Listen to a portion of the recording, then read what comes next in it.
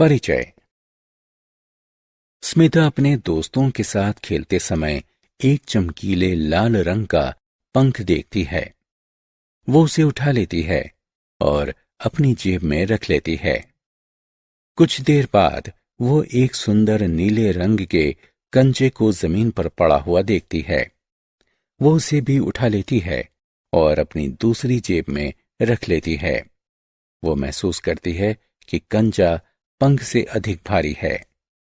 बच्चों, इस अध्याय में आप भार के बारे में और अधिक जानेंगे। आओ सीखें। अधिक तथा कम भार वाली वस्तुओं को बताना। दो वस्तुओं के भारों में तुलना करने के लिए तराजू का प्रयोग करना। भार को समझना। आओ हम एक उदाहरण की सहायता से भार की परिकल्पना को समझते हैं। एक पंख को उठाते हैं। क्या इसे उठाना आसान कार्य नहीं है? हाँ, ये आसान है क्योंकि पंख हल्का होता है। अब एक ईंट को उठाते हैं। क्या आपको ये कार्य कठिन लग रहा है?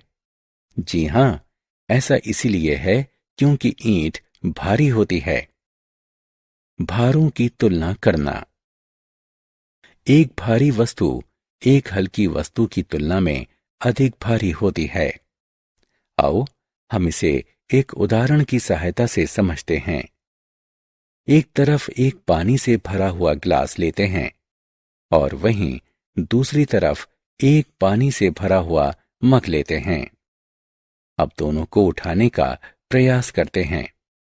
आपको क्या लगता है कि किसे उठाना अधिक आसान है? जी हां, बिल्कुल सही। पानी से भरा हुआ गिलास ही उठाना अधिक आसान है क्योंकि ये पानी से भरे मग से अधिक हल्का है। इस प्रकार से हम कह सकते हैं कि जिन वस्तुओं को आसानी से उठाया जाता है वे कठिनाई से उठाई जाने वाली वस्तुओं की अपेक्षा अधिक हल्की होती हैं। आओ खेलें।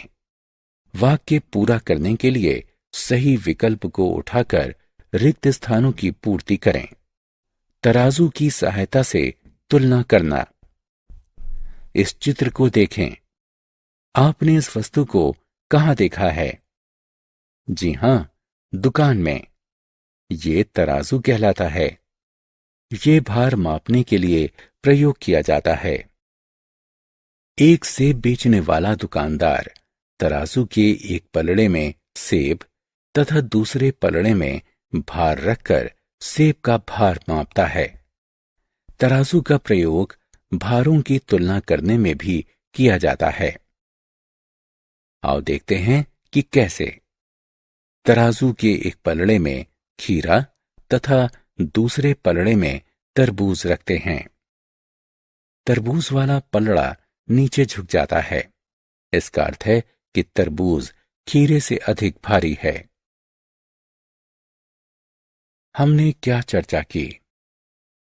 कुछ वस्तुएं भारी होती हैं जबकि कुछ अन्य वस्तुएं हल्की होती हैं। हल्की वस्तुएं भारी वस्तुओं की तुलना में अधिक आसानी से उठाई जाती हैं। हम दो वस्तुओं के भारों की तुलना करने के लिए तराजू का प्रयोग कर सकते हैं।